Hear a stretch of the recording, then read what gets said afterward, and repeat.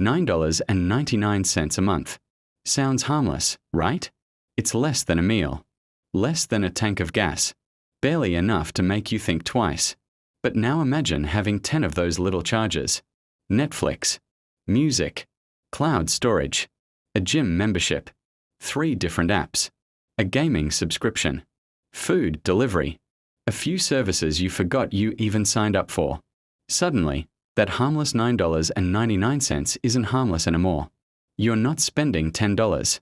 You're building a machine that quietly takes money from your bank account every single month. And the strangest part?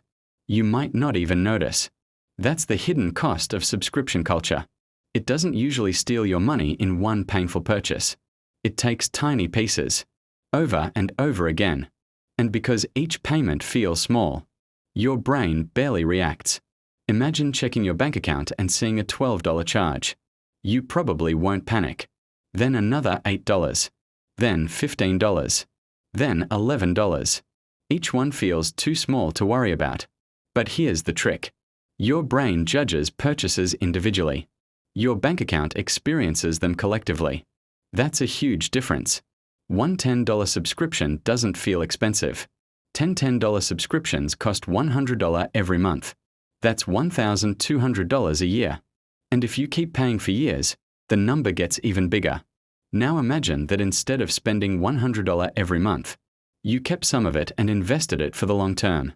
The exact result would depend on investment returns, but over decades, regular contributions can potentially grow into thousands or even tens of thousands of dollars. That's the part most subscription screens never show you. They show you $9.99 per month. They don't show you $119.88 per year. And they definitely don't show you what that money could become in 20 years. That's because monthly pricing feels psychologically smaller. It's called mental accounting. Your brain doesn't always treat $10 today the same way it treats $120 at once. A company knows this. That's why only $9.99 a month sounds so much easier than saying, "Would you like to spend $120 every year?" Same money. Completely different feeling. And then there's another problem. Subscriptions are designed to become automatic. You sign up, enter your card, click confirm, and then you forget. The service doesn't need you to make the decision again next month. The payment happens automatically. That's convenient. But convenience can become expensive when you're no longer paying attention. Think about your gym membership. Maybe you planned to go 5 times a week. Then life got busy. You stopped going. But the payment never stopped. That's the strange thing about subscriptions. You can stop using the product without stopping the payment. And companies understand this behavior. They make signing up incredibly easy. But canceling can sometimes feel like an obstacle course. Find the settings. Find the account page. Find the cancellation button. Confirm. Confirm again. Maybe answer a survey. Maybe they offer you a discount. Suddenly, something you started in 30 seconds takes 5 minutes to escape. And because the monthly charge is small, many people simply keep paying. This doesn't mean subscriptions are bad. That's important. If you watch Netflix every week and genuinely enjoy it, the subscription might be worth every dollar. If you use your gym regularly, it's probably money well spent.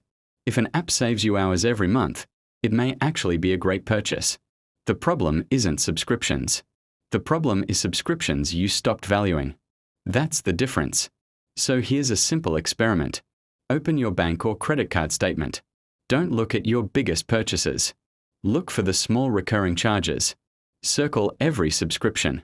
Then ask one question. If this disappeared tomorrow, would I actually miss it?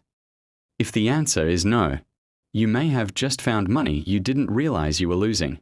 And there's one more thing to remember. When you cancel a subscription, you're not just saving money this month. You're preventing that payment from repeating next month, and the month after that, and the month after that. A small decision can have a very long financial shadow. That's why wealthy financial habits often look incredibly boring. They don't always involve making more money. Sometimes they involve simply refusing to let money disappear automatically.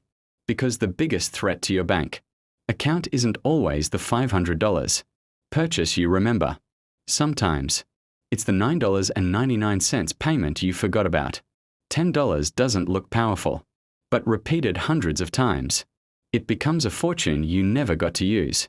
So before you keep another subscription because it's only $10, ask yourself, would I sign up for this again today? If the answer is no, maybe it's time to cancel.